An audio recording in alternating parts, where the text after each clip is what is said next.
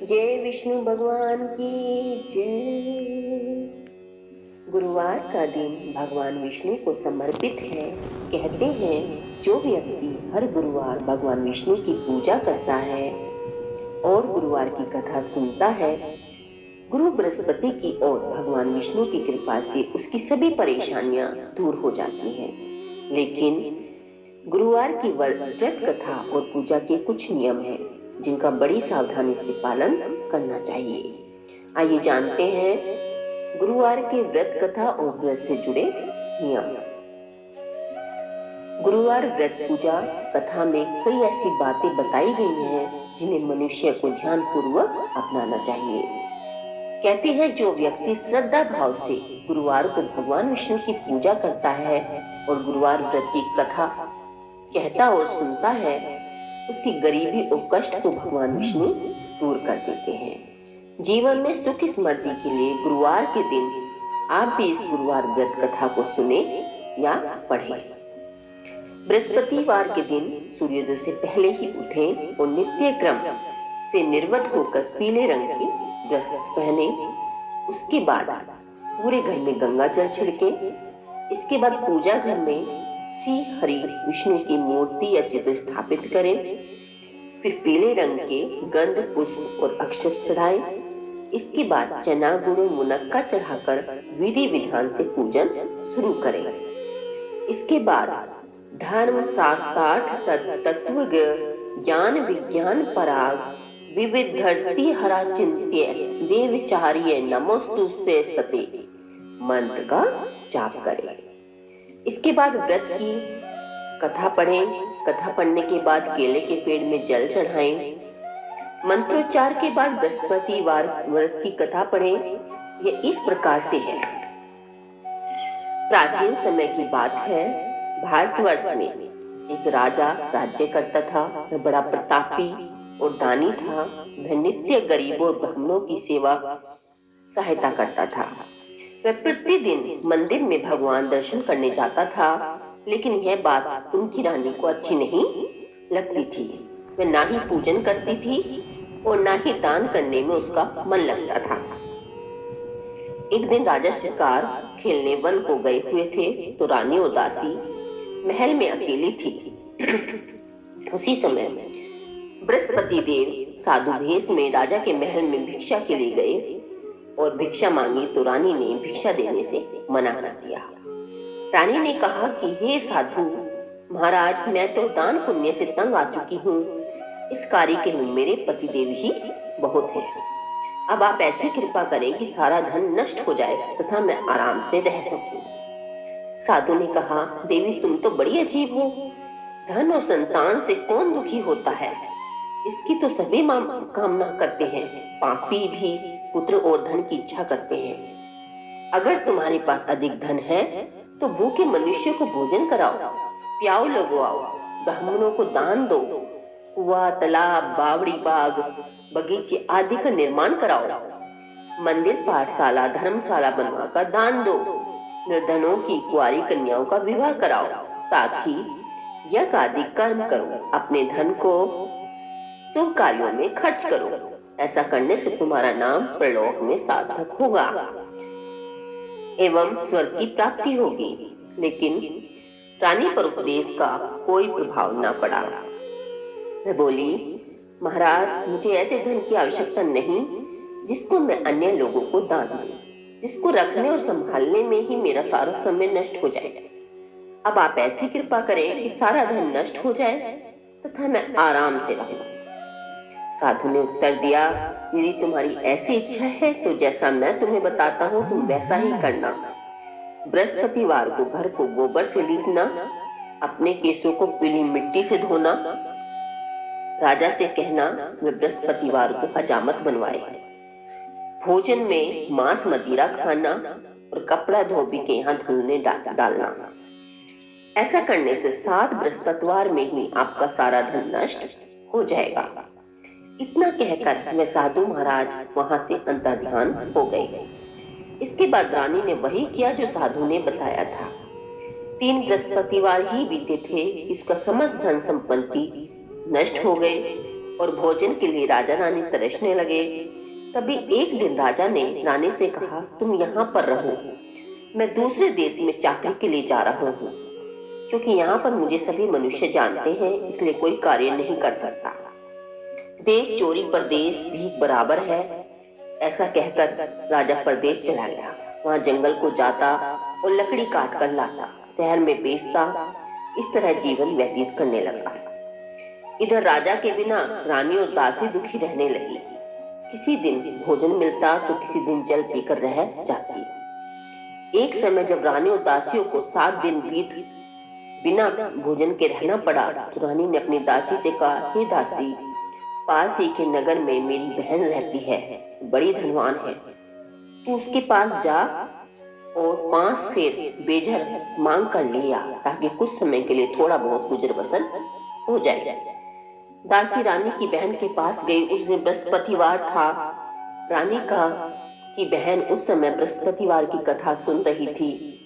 दासी ने रानी की बहन को अपनी रानी का संदेश दिया, लेकिन रानी की बहन ने कोई उत्तर नहीं दिया। जब दासी को रानी की बहन से कोई उत्तर नहीं मिला तो वह दुखी हो गई, उसे क्रोध भी आया। दासी ने वापस आकर रानी की सारी बातें बता दी। सुनकर रानी ने कहा कि दासी, इसमें इसका कोई दोष नहीं है। जब बुरे दिन आते हैं तब कोई सहारा नहीं, अच्छे बुरे का पता विपत्ति में ही लगता है। जो ईश्वर की इच्छा होगी वही होगा। ये सब हमारे भाग्य का दोष है। ये सब कहकर रानी ने अपने भाग्य को कोसा। उधर रानी की बहन ने सोचा कि मेरी बहन की दासी आई थी, लेकिन मैं उससे नहीं बोली, इससे वह बहुत दुखी हुई होगी। कथा सुनकर और पूजन समाप्त कर वह अपनी बहन के घर गई और कहने लगी, बहन, मैं बृहस्पतिवार का व्रत कर रही थी, तुम्हारी दासी गई, लेकिन जब तक कथा होती तब तक नहीं उठते हैं और न बोलते हैं, इसलिए मैं नहीं बोली। कहो दासी क्यों गई? रानी बोली, बहन, हमारे घर अनाज नहीं था। ऐसे कहते कहते रानी की आंखें भर आई। उसने दासियों समेत 7 दिन तक भूखा रहने की बात भी अपनी बहन को बता दी। इसलिए मैंने दासी को तुम्हारे पास 5 सेर बेझर लेने के लिए भेजा था। रानी की बहन बोली, बहन देखो, बृहस्पति देव सबकी मनोकामना पूर्ण करते हैं। देखो, शायद तुम्हारे घर में भी अनाज रखा हो। पहले तो रानी को विश्वास नहीं हुआ, परंतु बहन के आग्रह करने पर उसने दासी को अंदर भेजा। दासी घर के अंदर गई तो वहां पर उसे घड़ा बेझर से भरा हुआ मिला।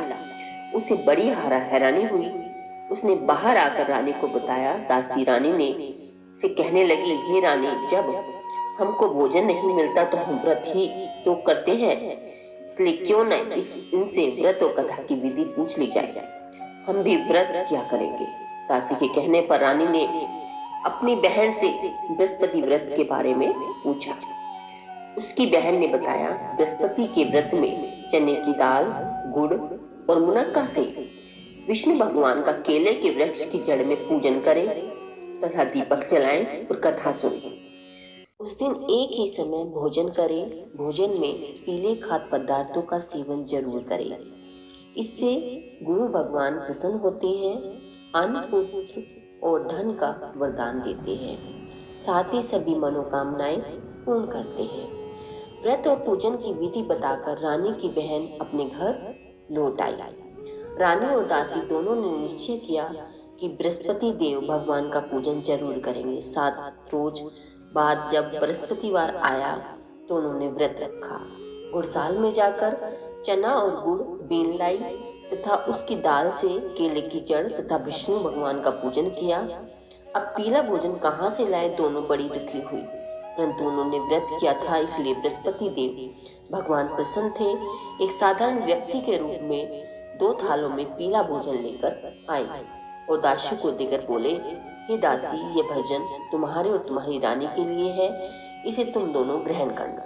दासी भोजन पाकर बहुत प्रसन्न हुई। उसने रानी से कहा, चलो रानी जी, भोजन कर लो। परंतु रानी को भोजन आने के बारे में कुछ भी नहीं पता था, इसलिए उन्होंने कहा कि जा तू ही भोजन कर, क्योंकि तू व्यर्थ में हमारी हंसी उड़ाती है। तब दासी ने कहा, एक व्यक्ति भोजन दे गया है, तब रानी ने कहा, वह व्यक्ति तेरे लिए ही भोजन दे गया है, तू ही भोजन कर। तब दासी ने कहा, वह व्यक्ति हम दोनों के लिए 2 थालों में सुंदर पीला भोजन दे गया है, इसलिए मैं और आप दोनों ही साथ साथ भोजन करेंगे। यह सुनकर रानी बहुत प्रसन्न हुई और दोनों ने गुरु भगवान को नमस्कार कर भोजन ग्रहण किया। उसके बाद से वो प्रत्येक बृहस्पतिवार को गुरु भगवान का व्रत व पूजन करने लगी। बृहस्पतिवार भगवान की कृपा से उनके पास धन हो गया, लेकिन रानी फिर पहले की तरह आलसी होने लगी।